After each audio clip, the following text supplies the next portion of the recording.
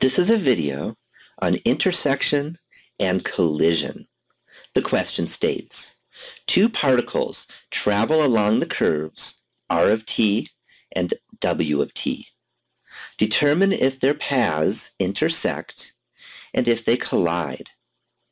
So the vector-valued functions that give the particles paths are r of t is 2t I plus t minus 1 j plus t squared plus 1 k.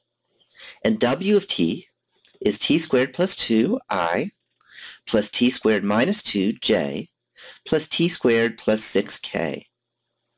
So if two curves intersect and they're defined by vector-valued functions, that means there will be some value a for the r of t curve and some value of b for the w of t curve, such that the vectors r of a and w of b are equal to each other. So r of a equals w of b. So if these vectors are equal, that means each of those components are equal. When we plug in a for t in the r equation and b for t in the w equation. So the first component, if I plug in a, I get 2a, and for the second vector, if I plug in b, I get b squared plus 2. So I could set 2a equal b squared plus 2. For the second component, I get a minus 1, and I get b squared minus 2. So I set a minus 1 equals b squared minus 2. For the third component, I get a squared plus 1, and I get b squared plus 6. So I set a squared plus 1 equals b squared plus 6. So that gives us 3 equations and 2 unknowns. We need to see if they have a solution for a and b. And if they do, then we know their paths intersect. Moreover, if that solution is such that a is equal to b, that would mean that they intersect at the same time, so they collide.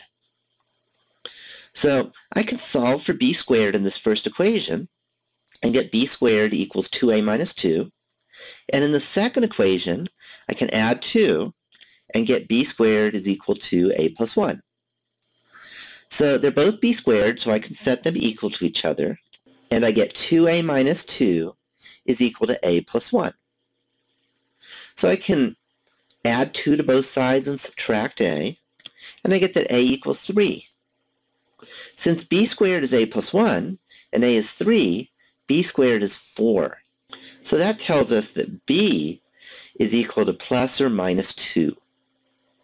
So now to find out if these paths intersect, I can plug in a equals 3 and b equals plus or minus 2 into the third equation to see if this is true or not. So I plug in 3 for a, and I get 3 squared plus 1, that's 9 plus 1 or 10.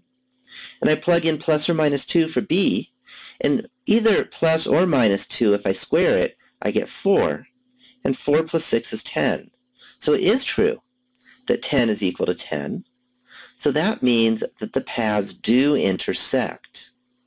On the other hand, they intersect for time a equals 3 for the first vector-valued function, and for time b equals plus or minus 2 for the second vector-valued function. So that means the times are different. So although they intersect, they don't intersect at the same time, so that means they don't collide.